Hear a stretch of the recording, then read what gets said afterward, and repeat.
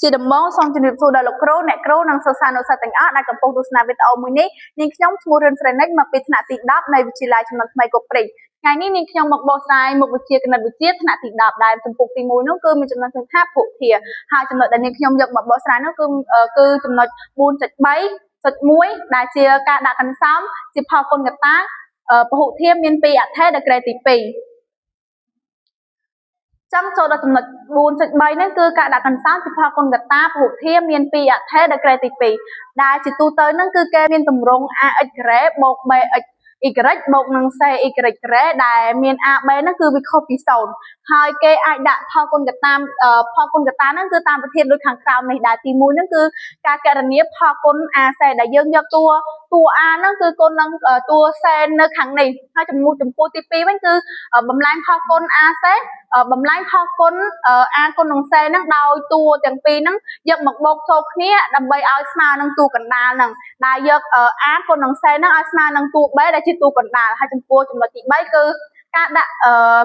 ចំពោះចំណុចទី3គឺតួគុណទាំងពីរណាដែលបូកចូលគ្នាស្មើនឹងតួកណ្ដាល b ជាលេខដែលត្រូវបំបែកតួកណ្ដាលហើយចំពោះចំណុចខាងក្រោយចំណុចចុងក្រោយនោះគឺការដាក់ជាកត្តានៅទ្វេធាដូចគ្នាឧទាហរណ៍គឺការដាក់កន្សោមជាផលគុណកត្តាដែលលំហាត់ហ្នឹងគឺ 6x ការ៉េបូក 5y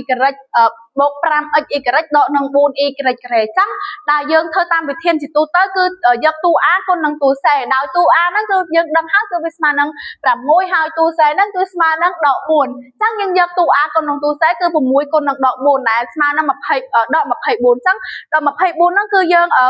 អាចដឹងហើយថាវាមានតួលេខជាច្រើនដែលគុណគ្នាទៅឃើញនឹងដក24ហើយចំពោះដែលលេខយើងសង្កេតមើលឃើញថាគឺវាមានដក8ដែលមាន8និងដក3គឺយើងគុណចូលគ្នាទៅគឺវាស្មើនឹងដក24ហើយយើង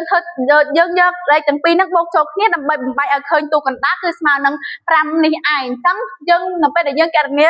បំបែកតួកណ្ដាលស្មើនឹងតួកណ្ដាលរួចហើយគឺយើងចាប់វាជាផលគុណកត្តាដែលសិតជាផលគុណកត្តាហ្នឹងគឺកត្តា x កត្តា 6x ការ៉េបូកនឹង 8x y ដកនឹងកត្តា 3x y បូកនឹង 4y ការ៉េអញ្ចឹងយើងសង្កេតមើលឃើញថាលេខកត្តាទី1នេះគឺវាមានលេខ6និងលេខ8ដែលវាអាចចែកដាច់នឹង2ដែលដូចគ្នា6គឺ6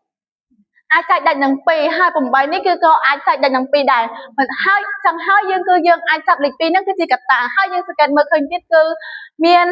y ហ្នឹងដូចគ្នាអញ្ចឹងយើងចាប់ y មួយមកដែរមកគឺអានេះគឺ x ការ៉េអញ្ចឹងទៅពេលយើងចាប់អស់មួយគឺវាសល់តែ x មួយទេហើយអានេះគឺយើងនៅពេលដែលយើងចាប់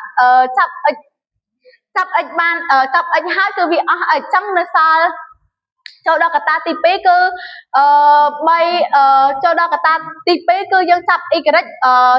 ជាកត្តាដោយសារតែវាមាន y ដូចគ្នាអញ្ចឹងយើងចាប់ y មកឥឡូវនេះមានគឺវាជា y ការ៉េអញ្ចឹងយើងចាប់អស់មួយមកវានៅសល់មួយហើយនៅពេលនោះគឺឥឡូវនេះគឺវាមានកត្តាដូចគ្នាកត្តារួមធំតែមួយគឺ